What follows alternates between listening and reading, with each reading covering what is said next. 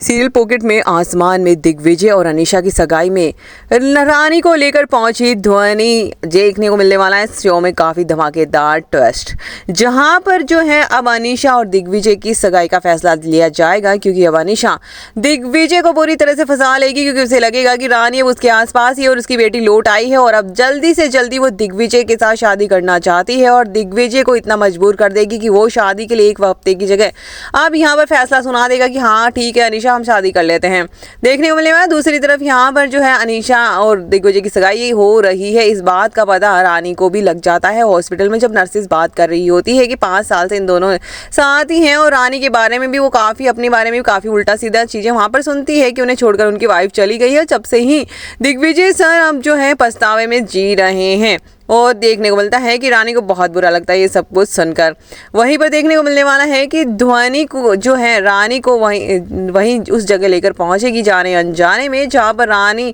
के उठ जाएंगे होश। दिग्विजय और अनीशा की सगाई हो रही होती है और रानी अपनी अम्मा को बहुत ही प्यारा सा सरप्राइज देना चाहती है अपने दोस्त से मिलाकर। अब यहाँ पर देखने को मिलने वाला है कि इसके लिए वो उसकी मदद रितिका से मदद लेती है और ध्वनि कहती है कि रितिका आंटी आप मेरी मदद करेंगी ना, मैं अपनी मम्मा को अपने प्यारे से दोस्त से मिलाना चाहती हूँ और अर्जुन की सगाई है और ये मम्मा को पता नहीं चलना चाहिए। जिसके बाद देखने को मिलता है कि रानी की आंखों पर पट्टी बांध दी जाती है और यहाँ पर जो है रितिका को लेकर अब यहाँ पर जो गाड़ी में वो बुक करके टैक्सी यहाँ पर जो है प्यारी सी ध्वनि उस रानी का हाथ पकड़ उसकी आंखों पर पट्टी बांध कर दूसरी तरफ यहाँ पर सगाई के लिए सभी घर वाले जो है तैयार खड़े होते हैं। अनीशा अब यहाँ पर अंगूठी पहना देती है, लेकिन दिग्विजय रिंग पहनाए उससे पहले ही ध्वनि यहाँ पर जो है रानी को हाथ पकड़कर घर में गृह प्रवेश करवाती है। दिग्विजय शॉक्ड हो जाता है और पूरा परिवार भी शॉक्ड हो जाता है। जिसके बाद रितिका खुद शॉक्ड हो जाती है कि ये तो सामने दिग्विजय जिससे कि रानी कब से अपनी बच्ची को दूर रखने की कोशिश कर रही है,